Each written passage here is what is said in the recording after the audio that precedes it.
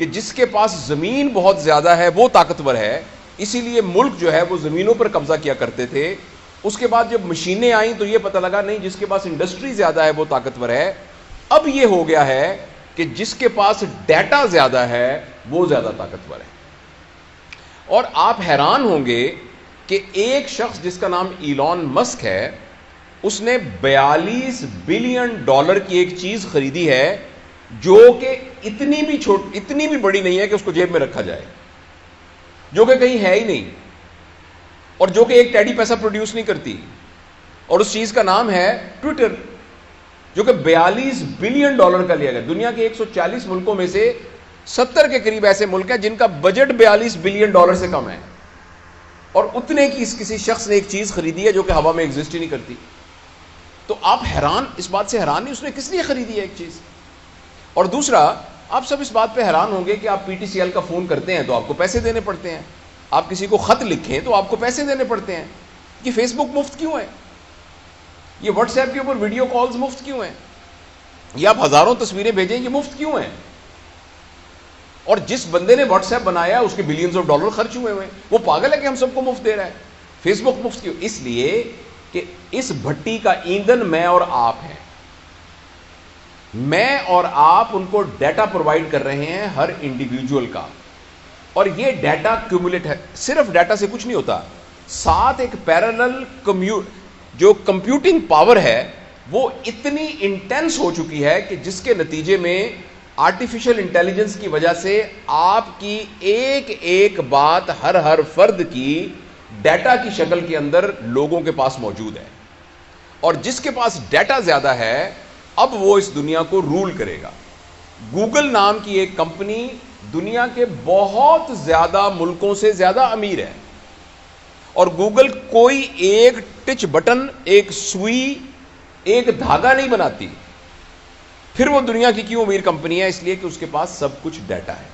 لہٰذا پہلے جب انسان ایک ڈیوائن گائیڈنس کے ذریعے اپنی زندگی گزارتا تھا، پھر اس کے ذہن میں آیا کہ جو مجھے اچھا لگتا ہے میں نے ویسے زندگی گزارنی ہے. ابھی کچھ عرصے کے بعد ہمارے ہاتھ سے یہ پاور جانے والی ہے. اب الگوریدمز ڈیسائیڈ کریں گے کہ ہم نے کیا کرنا ہے. میں ملتان میں رہا ہوں بہت عرصہ، میں ابھی بھی ملتان میں جاتا ہوں تو مجھے گوگل میپ کھولنا پڑتا ہے ورنہ میں وہاں پہنچ نہیں سکتا. اسی طریقے سے کچھ عرصے کے بعد آپ نے کیا کھانا ہے اس کا فیصلہ فوڈ پانڈا کرے گا. آپ نے کون سی کتاب پڑھنی ہے اس کا فیصلہ امیزون کرے گا. اسی طرح آپ نے کس پارٹی کو ووٹ دینا ہے اس کا فیصلہ کوئی گوگل پالیٹکس فار ایگزامپل وہ کرے گا. اگر آپ مجھے اجازت دیں کہ آپ نے کون سا کیریئر اختیار کرنا ہے، آپ نے کس لڑکی کے ساتھ شادی کرنی ہے، آپ نے کس ملک میں سیٹل ہونا ہے. اچھا، اور کیوں؟ اس لیے کہ اس سے پہلے آپ کو جاننے کی ذمہ داری آپ کی اپنی تھی، اور ہر شخص کی اپنی ذمہ داری تھی کہ وہ اپنے آپ کو جانے اور اپنے لیے جو بہتر ہے اس کا فیصلہ کر سکے. لیکن اب آپ کے اور میرے ساتھ کمپٹیشن ہے الگوریدمز کا اور ڈیٹا کا، اور اس الگوریدم اور اس ڈیٹا کے مقابلے میں یہ ہم سے جیت جائے گا. آپ نے جب فیس بک کھول کر آپ کی آنکھیں کی پیوپل ڈائلیٹ ہوئی تھی یا سکڑی تھی، آپ نے کون سی سائٹس پر زیادہ ہٹ کیا، کون سا رنگ آتا ہے تو جس کی وجہ سے آپ کے چہرے پر آپ کے جو فیشیل ایکسپریشنز ہیں وہ بہتر ہوتے ہیں، کن لوگوں کے اشتہار دیکھ کر آپ کو خوشی ہوتی ہے، کون سی سائٹس کو دیکھ کر آپ کو کیا ہوتا ہے، یہ سارا کا سارا انڈیویجول کا، اور جس کے نتیجے میں پھر ایک کنٹینیوس الگوریدم کے طور پر یہ تمام چیزیں ڈیٹا سٹور ہو گیا ہے. اس سٹور ہونے سے ہم سب کے ساتھ اب مقابلہ ہے الگوریدمز کا. الگوریدم کھڑا ہو کے بتا سکتا ہے کہ آپ اپنی صحت کے بارے میں صحیح فیصلہ نہیں کر سکتے، میں آپ کی صحت کے بارے میں صحیح فیصلہ کر سکتا ہوں. مجھے پتہ ہے آپ کے کھانے کا پیٹرن کیا ہے، کیونکہ ابھی کچھ لوگوں نے تصویریں جب کھانا اگر کھائیں گے تو کر کے فیس بک پہ لگا دی ہوں گی. آپ بالکل یہ مت سمجھیے کہ آپ نے آئس کریم کھاتے ہوئے جب تصویر کھنچوائی تھی وہ تصویر کچھ نہیں ہے.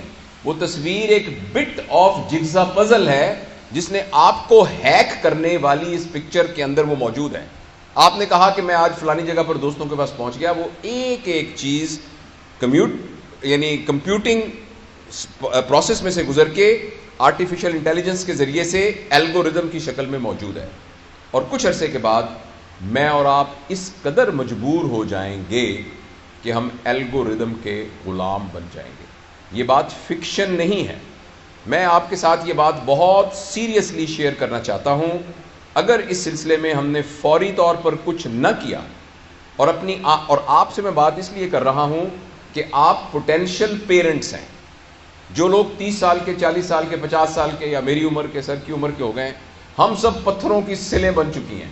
ہمارے اندر سے نیا مجسمہ تلاش کرنا بہت مشکل ہے. ہاں ہو سکتا ہے بہت ہماری رگڑائی کی جائے تو اندر سے مجسمہ تو ہر پتھر میں موجود ہوتا ہے، لیکن آپ وہ ہیں، آپ کے بارے میں بھی ابھی پریشانی ہے، کیونکہ اس ایج میں آپ کے آئیڈیاز بھی فکس ہو چکے ہیں، آپ کی ہیبٹس بھی. لیکن ایٹ لیسٹ ہم آپ کے اوپر یہ انویسٹ کر سکتے ہیں کہ جب آپ پیرنٹس بنیں گے اور آپ کی گود میں اللہ تعالیٰ اپنا شاہکار دے گا تو آپ کم از کم ان بچوں کی پیرنٹنگ کے اندر اس بات کو ذہن میں رکھیں گے کہ اگر آپ نے ان کو آرٹیفیشل انٹیلیجنس، سکرین سے ریلیٹڈ چیزوں کے ساتھ منیمم ٹچ نہ کیا اور ان کو نیچر سے دور رکھا، ان کو پلے گراؤنڈ سے دور رکھا، ان کو اپنے ریئل ریلیشنز کے ساتھ سے دور رکھا، ان کو مشقت کا عادی نہ بنایا اور ان کو سکرین کے ساتھ گلو کر دیا، تو مجھے اس بات کا بہت اندیشہ ہے کہ دنیا میں اتنے لالچی لوگ موجود ہیں